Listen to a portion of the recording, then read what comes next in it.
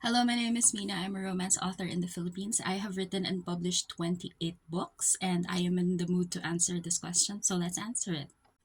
Hi, do you mind walking us through the process? I want to self publish my book too, but I don't know where to start. As an author who self publishes, my process goes like this: writing, editing, digital publishing, and print publishing. Number one, focusing on the writing, which I think is the most important part of being an author and deciding to self publish.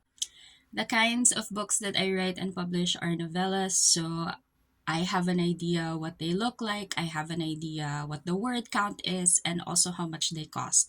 I am also a romance reader, I buy romance regularly, so I know the market, and that's so important if you're an author who also wants to self publish. So, when you've finished writing your story or your book and you want to self publish and you know what it's going to look like when you publish it because you're familiar with the market already, then the next step is editing. For editing, I recommend several steps. First of all, I recommend that you share your manuscript with a group of readers. We usually call them beta readers or critique partners. So these are people who can give you comments on very specific parts of your story to make it better. This is not yet editing. This is more of commenting in terms of story, in terms of accuracy, in terms of just being familiar with the kind of story that you've written and others like it so they can tell you how to make it better, how to make it more exciting if you're writing romance and you're Filipino, how to make it more kilig. And then when you get your comments from your beta readers or your critique partners, you revise your manuscript and then go through a self edit of your manuscript, meaning you edit it yourself as best you can so that it's clean and you yourself are happy with the product. The next step for me in terms of editing would be actual editing of the manuscript. So I usually work with editors here or people who, so these are people who work as editors. I usually need a developmental editor, a copy editor, and a proofreader.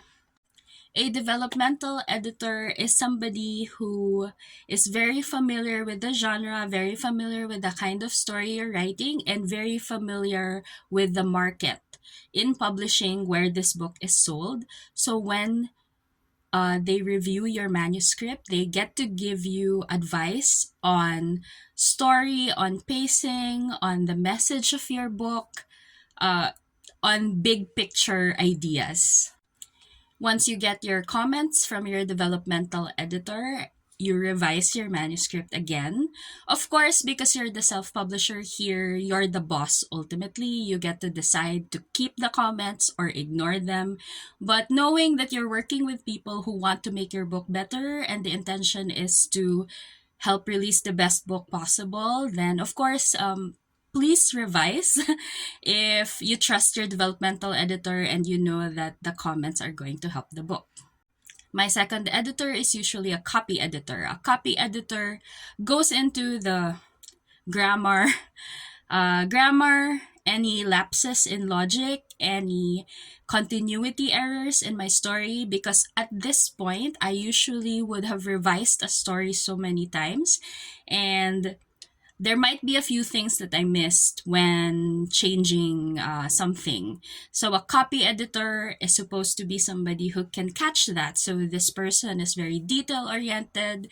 They can catch all of these things. And again, it's not to make you feel that you missed something, but they're here to save you. They're here to help you make sure that everything that might take a reader out of the story because it's a glaring mistake, they would catch that for you. So that's the copy editor. And then the third person who could help you in terms of editing is the proofreader. So this person comes in last, like at the very end, after you make all your major revisions, after you make your copy edits and line edits. This person is just going to check that everything's all right in terms of spelling, in terms of punctuation, spacing, everything looks consistent, and it looks good as a book. Once you have that form of your book that has been edited completely and you're happy with it and you're ready to publish, the first thing I do actually would be to recommend digital publishing. But I write in English, so I am able to quickly publish something digitally on Amazon. That is not an option for Filipinos, for example, who write in Tagalog, because Amazon doesn't yet support Filipino languages for Kindle. But in case you're writing in English or you're writing in a language that is supported by Amazon, then you can publish your book directly through digital publishing with them. Amazon is not the only place where you can sell it. There are other retailers as well where you can sell ebooks. What you will need to do is to create accounts at these different ebook retailers and just fill up the form. Make sure you have the requirements. The requirements are usually first that you are able to get paid. So you need to have either a bank account or some sort of money transfer account that is accepted by these ebook retailers so that you can receive your money and your royalties. Um, if you're Filipino, of course, you need to be a certain age to be able to create these accounts, and you need to have the requirements for example, opening a bank account or registering at one of those financial apps. So yeah, that's a requirement for digital publishing because you need to get paid. And then for uploading the ebook itself, you usually need to prepare your manuscript or book as an ebook.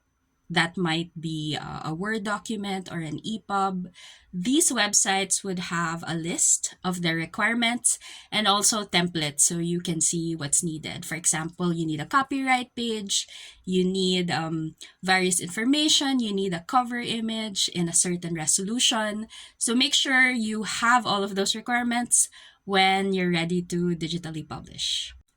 So I'm not an artist and I don't make my cover art myself. So what happens is I hire artists to illustrate my covers, or I pay for photo shoots, pay for models and photographers, and hire designers to create the covers for me.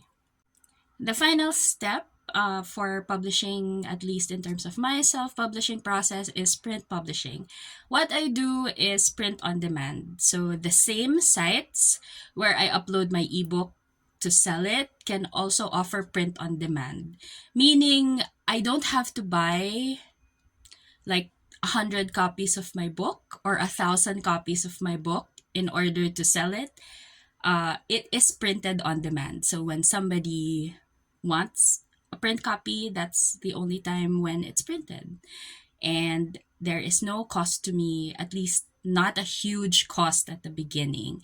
And the buyer essentially pays for the printing of the copy of the book. Print publishing is a little more complicated than just uploading the Word document that you've edited with your editors, because you need to lay out your manuscript to look like a book. So it needs to have page numbers, it needs to have all the front matter and back matter that you would like to see in a book. If you want to put illustrations, if you want to put art, it needs to be there and it needs to be exactly where you want it, because the printers in a print on demand situation will not be editing your work anymore. Whatever file they got, they will print it. And then the special requirements for print covers as well are a bit different, because you need to factor in how thick the book will be, because that affects the size of the print cover spread. So you really need to work with a designer or be a good designer yourself or learn how. This could be expensive if you are hiring people for every single step of the process. The way I started was I started working with friends and fellow authors. We edited for each other. We designed covers for each other. And eventually we were able to get to the point where we were successful enough to pay each other. So you can start small. You can start with a group of friends. You can help each other out and then keep learning and growing together.